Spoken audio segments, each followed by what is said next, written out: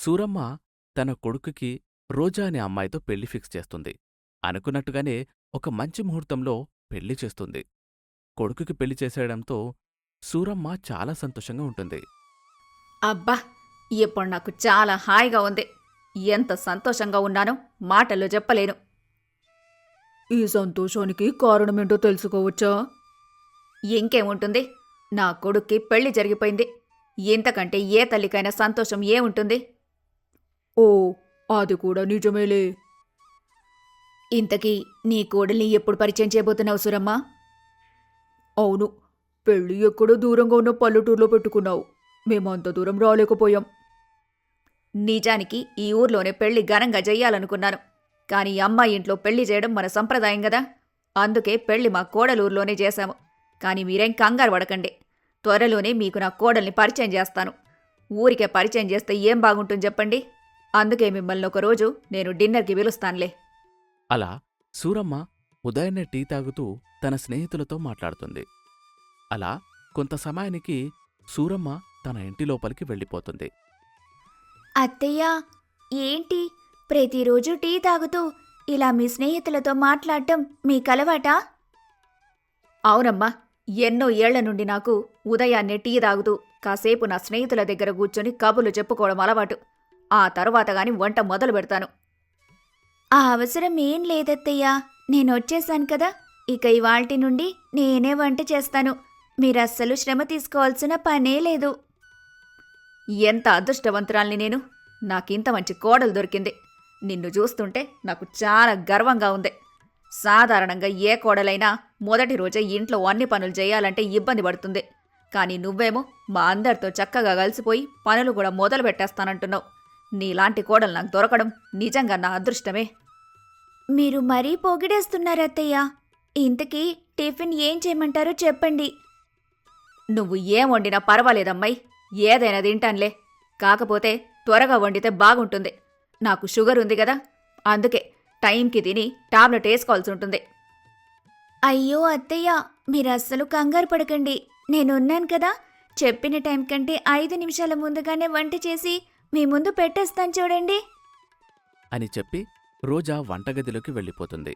అలా రోజా వంటగదిలోకి వెళ్ళగానే రోజా తల్లైన సులోచనమ్మ సూరమ్మకి ఫోన్ చేస్తుంది. ఏంటి వదిన గారు, ఎలా ఉన్నారు?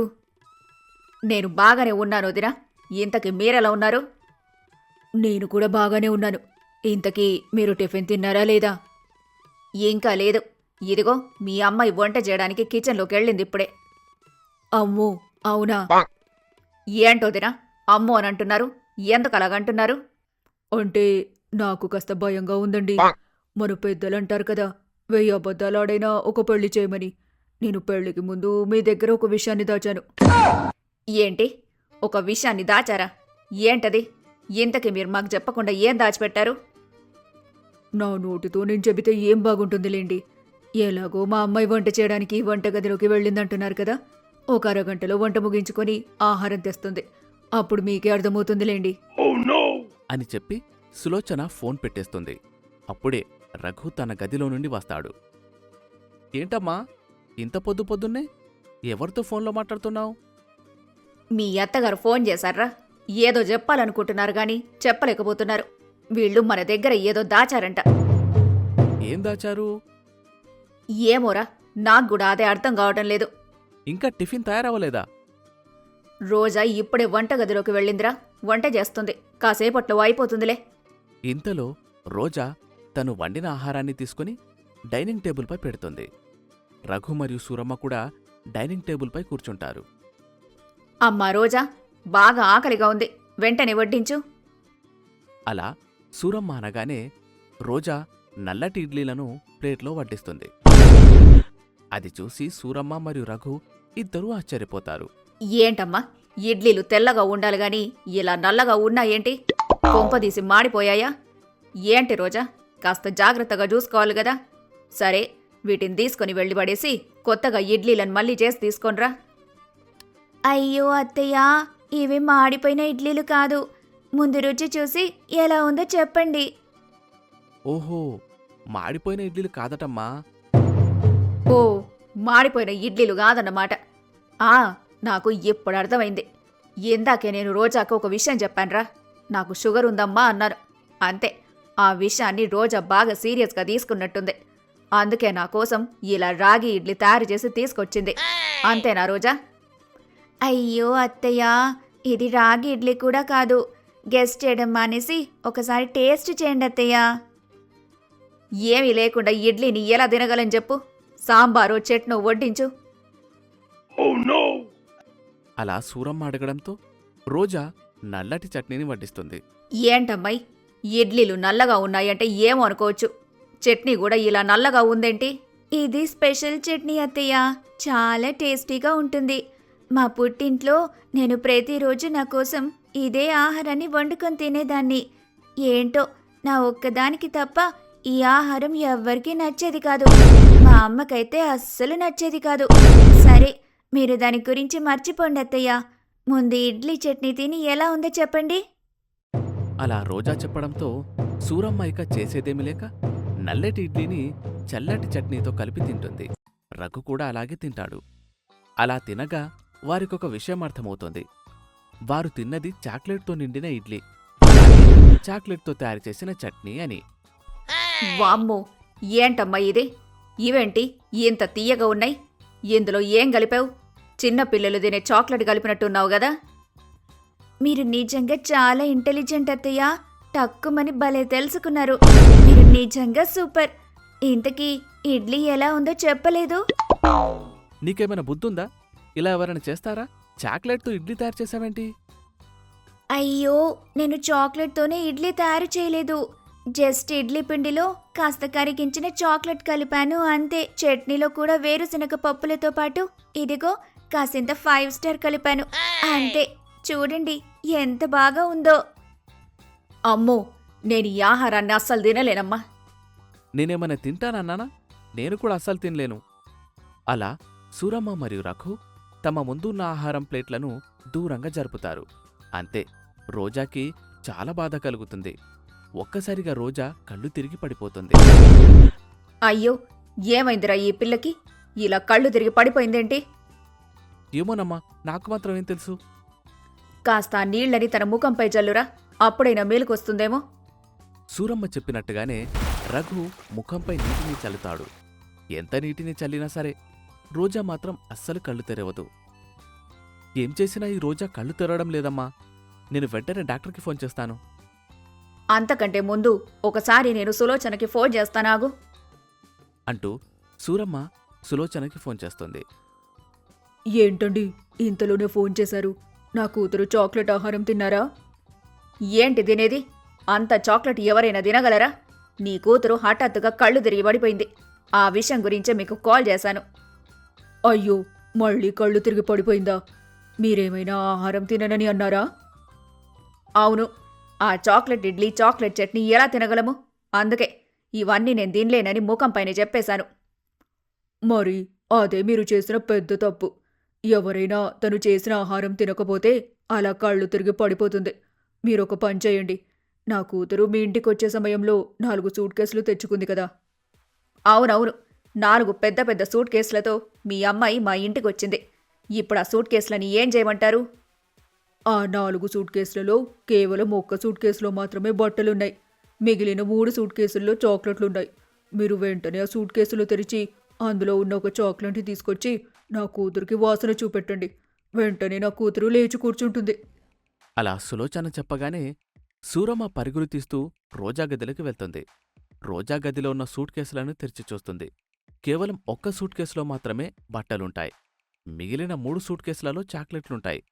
వెంటనే సూరమ్మ ఒక చాక్లెట్ తీసుకుని వచ్చి కళ్ళు తిరిగి పడిపోయిన రోజాకి వాసన చూపెడుతుంది. వెంటనే రోజా లేచి కూర్చుంటుంది. అసలు నాకేం జరిగింది? ఏం లేదమ్మా, ఏం లేదు. నువ్వు నీ గదిలోకి వెళ్ళి కాస్త విశ్రాంతి తీసుకో. మేము ఈ ఆహారం తినేస్తాంలే. అలా సూరమ్మ చెప్పడంతో రోజా మెల్లగా పైకి లేచి తన గదిలోకి వెళ్ళిపోతుంది. కాని రఘు ఆశ్చర్యపోతూ ఉంటాడు. ఈ ఆహారాన్ని ఎలా అమ్మ తినడం? ఎలా అయినా తినక తప్పదురా. మనం గనుక ఈ ఆహారం తినలేదంటే ఆ అమ్మాయి మళ్ళీ కళ్ళు తిరిగి పడిపోతుంది. ఆ పిల్ల ఆరోగ్యం పాడైతే ఊర్లో ఉన్నవాళ్లందరూ మనల్ని తిట్టి వస్తారు, మనల్ని తప్పుగా చూస్తారు. ఏం చేయలేం గదా. కొన్ని రోజుల పాటు ఈ ఆహారం తినడమే మనం చేయాల్సిందే. అలా సూరమ్మ మరియు రఘు ఇద్దరూ కలిసి తినలేక ఆ చాక్లెట్ ఇడ్లీని తింటారు. అలా ఆ పూట కాస్త గడిచిపోతుంది. ఏంటో 4 సూట్ కేసులు పట్టుకొని ఇంట్లోకొచ్చిన కోడల్ని చూసి ఎంతగానో మురిసిపోయాను. ఒక సూట్ కేసులో బట్టలు, ఇంకో సూట్ కేసులో నగలు, మరొక సూట్ కేసులో గిఫ్ట్స్ ఉంటాయని అనుకున్నాను. కేవలం ఒక్క సూట్ కేసులో మాత్రమే బట్టలున్నాయిరా. మిగిలిన 3 సూట్ కేసుల నిండా చాక్లెట్లే ఉన్నాయంట. ఈ పిల్లకి ఈ చాక్లెట్ల పిచ్చేంటో నాకు అర్థం కావటం లేదు. బహుశా ఇదే విషయాన్ని వాళ్ళ తల్లిదండ్రులు మన దగ్గర దాచినట్టున్నారు. అవునమ్మా, నాక్కూడా అదే అనిపిస్తుంది. ఇంతలో వారి వద్దకు రోజా వస్తుంది. అత్తయ్య, ఇడ్లీలు ఎలా ఉన్నాయో మీరు చెప్పనే లేదు. ఇప్పుడు బాగోలేవంటే ఈ పిల్ల మళ్ళీ ఎక్కడ కళ్ళు తిరిగి పడిపోతుందో ఏంటో. అయ్యో రోజా, నువ్వన్నట్టే ఇడ్లీలు చాలా రుచిగా ఉన్నాయమ్మా. ఇంకా ఇంకా అవే తినాలనిపిస్తుంది. చాలా థ్యాంక్స్ అత్తయ్య. మీరిప్పుడు కూడా వంటగదిలోకి రావటానికి వీల్లేదు. నేనుండగా మీరు వంటగదిలో ఏం చేస్తారు చెప్పండి. ఇప్పుడు నేను వెళ్ళి మధ్యాహ్నానికి కావాల్సినవి చూస్తాను. అంటూ రోజా మళ్ళీ వంటగదిలోకి వెళ్తుంది. అలా కొంత సమయం వంటగదిలో వంట చేస్తూ ఉంటుంది. ఈ రోజా వంటగదిలో వంట చేస్తుంటే నాకు భయం వేస్తుందమ్మా. నీకే కాదురా, నాక్కూడా అదే భయంగా ఉంది. ఇప్పుడు చాక్లెట్తో ఏం వంట వండుతుందో ఏమో. అలా కొంత సమయానికి రోజా తాను వండిన ఆహారం తీసుకుని వస్తుంది. డైనింగ్ టేబుల్పై కూర్చుని ఉన్న సూరమ్మకి, అలాగే రఘుకి తను వండిన ఆహారాన్ని వడ్డిస్తుంది. ఇదిగో అమ్మాయి, ఇప్పుడు ఏం పంట చేశావు? అదే ఏం వంట చేశావంటున్నా. మునక్కాయ చాక్లెట్ సాంబార్ చేశానత్తయ్య. ఇక ఇదేమో చాక్లెట్ బగారా రైస్. ఇది చాక్లెట్ పెరుగు పచ్చడి. ఇక ఇది చాక్లెట్ బంగాళదుంప వేపుడు. ఈసారి వంటలన్నీ అద్భుతంగా వచ్చాయి. మీరు రుచి చూడడమే ఆలస్యం. వామ్మో, ఈ ఆహారాన్ని రుచి చూడాలంటేనే నాకు చాలా భయంగా ఉంది. ఒక పని చేస్తాను, ఈ పిల్లని కాస్త పక్క గదిలోకి పంపించి అప్పుడు ఈ ఆహారాన్ని మూటగట్టి బయట విసిరేయొచ్చు. ఇదిగో రోజా, మేం తింటానులే గాని నువ్వు నీ గదిలోకి వెళ్ళి విశ్రాంతి తీసుకో. ఎంతో కష్టపడి మా కోసం వంట చేసి పెట్టావు. వడ్డించాల్సిన పనేం లేదులే. ఏమైనా కావాలనుకుంటే మేమే వడ్డించుకుంటాం. నువ్వు నీ గదిలోకి వెళ్ళి హాయిగా నిద్రపో తల్లి. అమ్మో, ఎంత మంచి అత్తగారు దొరికారే నాకు. వంట చేసిన వెంటనే విశ్రాంతి తీసుకోమని చెబుతున్నారు. మీలాంటి అత్తయ్య దొరకటం నిజంగా నా అదృష్టం అత్తయ్య. నేను బాగానే ఉన్నాను. విశ్రాంతి తీసుకోవాల్సిన అవసరం ఇప్పుడేం లేదులే. మీరు తింటూ ఉంటే నేను వడ్డిస్తూ ఉంటాను. ఈ పిల్ల ఎక్కడికి వెళ్ళేలా లేదు. ఈ ఆహారం తినక తప్పదేమో. అమ్మా, ఎందుకు ఆలస్యం? తినడం మొదలుపెట్టు. అలా రఘు చెప్పడంతో సూరమ్మ తినలేక ఆహారాన్ని తింటూ ఉంటుంది.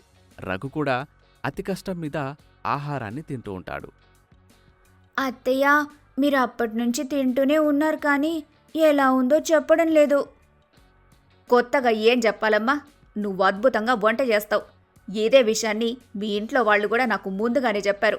వాళ్ళు చెప్పినప్పుడు నేను ఏమనుకున్నాను గాని ఇప్పుడు తింటుంటే నాకంత అర్థమవుతుంది.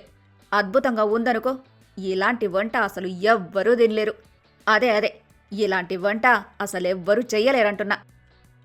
అలా సూరమ్మ రోజాతో చెప్తుంది. రోజా తెగ మురిసిపోతూ ఉంటుంది. మరోవైపు సూరమ్మ మరియు రఘు ఆహారాన్ని తినలేక తెగ ఇబ్బంది పడిపోతూ ఉంటారు. అలా ప్రతిరోజూ సూరమ్మ రోజా తయారు చేసిన ఆహారాన్ని తినలేక తింటూ ఉంటుంది. ఒకరోజు సూరమ్మ ఇంటికి తన స్నేహితులందరూ వస్తారు. ఏంటి సంగతి? అందరూ ఇలా వచ్చారు? అసలు నువ్వు ఈ మధ్య బయటకెందుకు రావడం లేదు? అవును, ప్రతిరోజు బయట కూర్చొని మనం టీ తాగేవాళ్ళం. ఈ మధ్య నువ్వు అసలు బయటికే రావడం లేదు. అసలేం జరిగింది? నీ ఆరోగ్యం బాగానే ఉందా సూరమ్మ? ఓ, నా ఆరోగ్యంకేమైంది? బానే ఉందిలే. మరైతే నువ్వు బయటకెందుకు రావడం లేదు? ప్రతిరోజు నా కోడలు చాక్లెట్ వేసి టీ తయారు చేసిస్తుంది. ఆ టీని నేను మీకు ఎలా చూపించగలను? మీ ముందు ఎలా దాగగలను? అందుకే అసలు బయటకు రాలేకపోతున్నా అంటూ సూరమ్మ తన మనసులో అనుకుంటుంది. ఆ రోజు ఎంతో ఆనందంగా ఉన్నానన్నావు. అలాగే మమ్మల్ని డిన్నర్కి కూడా ఆహ్వానిస్తానన్నావు. ఆ తర్వాత మాతో మాట్లాడిందే లేదు. మళ్ళీ నువ్వెలాగో డిన్నర్కి పిలవటం లేదని మేమే వచ్చేసాం. అవును, నువ్వు పిలవకపోతే ఏంటి? మేం రాలేమనుకున్నావా? ఇదిగో వచ్చేసాం. ఇంతకీ నీ కోడలెక్కడా? అవును, నీ కోడలెక్కడా కనిపించడం లేదు. ఇంతలో రోజా అక్కడికి వస్తుంది. నీ కోడలు నిజంగా చాలా అందంగా ఉంది సూరమ్మా. చాలా ధన్యవాదాలు ఆంటీ గారు. అప్పుడెప్పుడో మీ అత్తయ్య మమ్మల్ని డిన్నర్కి ఆహ్వానిస్తానని చెప్పిందమ్మా. ఆ తర్వాత అసలు మాతో మాట్లాడటమే మానేసింది. ఏం మాయ చేసావో కానీ నువ్వొచ్చిన తర్వాత మీ అత్తయ్య బెస్ట్ ఫ్రెండ్స్ అయిన మమ్మల్ని కూడా మర్చిపోయిందనుకో. మా అత్తయ్య నిజంగా చాలా మంచివారండి. ఎప్పుడు చూసినా ఆహారం వండిన తర్వాత హాయిగా విశ్రాంతి తీసుకోమ్మా అంటారు. అసలు కొన్నిసార్లైతే వంటగదిలోకే పంపరు. కానీ నేను ఊరుకుంటానా? బలవంతంగానైనా వంటగదిలోకి వెళ్ళి వంట చేసేస్తుంటాను. ఈరోజు నువ్వు మాకు కూడా వండి పెట్టాలి. చూద్దాం నీ చేతి వంట ఎలా ఉంటుందో. తప్పకుండా మీరు కబుర్లు చెప్పుకుంటూ ఉండండి. నేను అలా వెళ్ళి ఇలా వంట చేసి మీకు తీసుకొస్తాను. అలా రోజా వంటగదిలోకి వెళ్తుంది. రోజా వంట చేస్తూ ఉంటే సూరమ్మకి లోలోపల భయం మొదలవుతుంది. రోజా వంట గురించి తెలియని ప్రమీల మరియు కావేరి మాత్రం తెగ సంతోషపడిపోతూ ఉంటారు. అలా కొంత సమయానికి రోజా వంట చేసి డైనింగ్ టేబుల్ పైకి తీసుకుని వస్తుంది. అప్పుడే వండేశావా? చాలా ఫాస్ట్గానే చేశావమ్మాయి. నేనెప్పుడు ఇంతే ఆంటీ గారు. చాలా త్వరగా వంట చేసేస్తాను. అదేంటో నేనెంత త్వరగా వంట చేస్తానో మా అత్తయ్య అంత ఆలస్యంగా భోజనం చేస్తారు. అయితే ఆలస్యం ఎందుకు? వెంటనే వడ్డించు.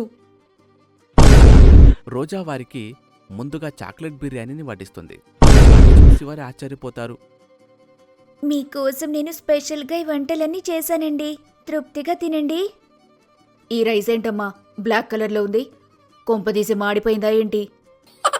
అయ్యో కావేరి, ఇది బ్లాక్ రైస్. ఈ మధ్య సెలబ్రిటీలందరూ ఇవే తింటున్నారు. మన కోసం రోజా వీటిని ప్రత్యేకంగా వండింది. అంతే కదమ్మా రోజా? అయ్యో లేదంటీ, ఇది చాక్లెట్ బిర్యానీ, బ్లాక్ రైస్ కాదు. ఏంటి, చాక్లెట్ బిర్యానీనా? అవునంటీ గారు. ఇక ఇదేమో చాక్లెట్ రైతా, ఇది చాక్లెట్ గుత్తి వంకాయ. కానీ క్షమించండి అత్తయ్య, నేనొక స్వీట్ కూడా తయారు చేద్దామనుకున్నాను కానీ ఏదీ చేయలేకపోయాను. సపరేట్గా స్వీట్ చేయాల్సిన పనేం లేదులే అమ్మా. ఇవన్నీ స్వీట్లానే ఉంటాయిలే. అసలు దీన్ని మేము ఎలా తినాలి? చాక్లెట్తో తయారు చేసిన వంటలు నేను అస్సలు తినలేనమ్మా. అవునవును, నేను కూడా తినలేను. అలా వారు అనగానే రోజాకి స్ట్రెస్ పెరిగిపోతుంది. వెంటనే కళ్ళు తిరిగి పడిపోతుంది. అయ్యయ్యో, మళ్ళీ ఈ పిల్ల కళ్ళు తిరిగి పడిపోయిందా? ఈ సూట్ కేసులు ఎక్కడున్నాయో ఏంటో. అంటూ సూరమ్మ పరుగులు తీస్తూ తన గదిలోకి వెళ్తుంది. సూట్ కేసులో ఉన్న చాక్లెట్లన్నీ తీసుకుని వచ్చి కళ్ళు తిరిగి పడిపోయిన రోజాకి వాసన చూపిస్తుంది. అప్పుడు రోజాకి మెలకువ వస్తుంది. సూరమ్మ ప్రమీల మరియు కావేరి చెవిలో ఇలా చెప్తుంది. మీరు వెంటనే ఇక్కడ్నుంచి పారిపోండి, లేకపోతే ధైర్యం చేసి ఈ చాక్లెట్ వంటకాలన్నీ తినండి. అమ్మో లేదు లేదు, మేం వాటిని అస్సలు తినలేము. నేను కూడా అసలు ముట్టుకోలేను సూరమ్మ. అంటూ ప్రమీల మరియు కావేరి కూడా అక్కడ్నుంచి పారిపోతారు. అసలు నాకేం జరిగింది? అతిథులు ఏమయ్యారత్తయ్య? ఏదో ముఖ్యమైన పని రావటంతో వాళ్ళు వాళ్ళింటికి వెళ్ళిపోయారులే రోజా. ఈ ఆహారం నేను తినేస్తాను గాని నువ్వేం కంగారు పడకు. నువ్వు నీ గదిలోకి వెళ్ళి విశ్రాంతి తీసుకోపో. అలా ప్రతిసారి సూరమ్మ రోజా తయారు చేసిన చాక్లెట్ వంటలను తింటూ ఉండేది. ఎక్కడ కోడలి ఆరోగ్యం పాడవుతుందోనని సూరమ్మ తన ఆరోగ్యాన్ని పాడు చేసుకుంటూ ఉండేది. ఈ విషయాల్ని అర్థం చేసుకోలేని రోజా ప్రతిరోజూ చాక్లెట్ ఆహారాన్ని వండిపెట్టేది. సూరమ్మ తన కోడలి కోసం ఇక చేసేదేమీ లేక ఆహారాన్ని తినేది. ఒకరోజు సూరమ్మ కళ్ళు తిరిగి పడిపోతుంది. రఘు సూరమ్మని ఆస్పత్రిలో చేర్పిస్తాడు. అసలు వీడకి ఇంత తక్కువ కాలంలో షుగర్ ఎలా పెరిగింది? ఒక్కసారిగా షుగర్ 400 దాటింది. ఈవిడ రోజు అసలేం తింటుంది? స్వీట్లకు దూరంగా ఉండమని నేనెప్పుడో చెప్పాను. కానీ పెరిగిన షుగర్ చూస్తుంటే ఈవిడ రోజు స్వీట్లు తింటున్నట్టున్నారు. అందుకే హఠాత్తుగా ఇలా కళ్ళు తిరిగి పడిపోయారు. ఏం చేసినా షుగర్ తగ్గడం లేదు. ఇలాగే మరికొన్ని రోజులుంటే ఈవిడ ప్రాణాలతో ఉండదు. ఆ మాట విన్న రఘు భయపడిపోతాడు. ఇదంతా నీ కారణంగానే జరిగింది రోజా. అయ్యో నేనేం చేశానండి? నీ చాక్లెట్ల పిచ్చి కారణంగానే అమ్మ ఆరోగ్యం పాడైంది. ప్రతిరోజు చాక్లెట్లతో నువ్వు ఆహారం వండి మా అమ్మకు పెట్టేదానివి. ఎక్కడ నువ్వు బాధపడతావు అని ఆవిడ ఆహారం తినేది. అందుకే మా అమ్మ షుగర్ లెవెల్స్ ఈ రకంగా పెరిగాయి. నువ్వెప్పుడు మా అమ్మ ఆరోగ్యం గురించి ఆలోచించలేదు. నీ చాక్లెట్ల పిచ్చి గురించి ఆలోచించావు. నీ పిచ్చిని మా అందరిపై రుద్దావు. నువ్వు చాలా పెద్ద తప్పు చేశావు. అలా రఘు చెప్పడంతో రోజాకి తాను చేసిన తప్పేంటో అర్థమవుతుంది. అవును, నేను నిజంగా చాలా పెద్ద తప్పు చేశాను. చాక్లెట్లంటే నాకు చాలా పిచ్చి. ఆ పిచ్చిని అందరిపై రుద్దాలనే చూశాను. ఈ పిచ్చి కారణంగానే అమ్మ నన్ను ఎప్పుడూ తిడుతూ ఉండేది. ఈ పిచ్చి కారణంగానే అమ్మ షుగర్ లెవెల్స్ కూడా బాగా పెరిగాయి. ఇప్పుడు అత్తయ్య షుగర్ లెవెల్స్ కూడా బాగా పెరిగిపోయాయి. నన్ను క్షమించండి. ఇకపై నేను ఎప్పుడూ ఇలా చేయను. మీకు పెట్టడమే కాదు, నేను కూడా చాక్లెట్లను తినటం మానేస్తాను. నాలాంటి చాక్లెట్ పిచ్చిదానికి ఇదంతా కాస్త కష్టమే, కానీ ట్రై చేస్తానండి. అలా రోజా కూడా చాక్లెట్లు తినడం మెల్లగా మానేస్తూ ఉంటుంది.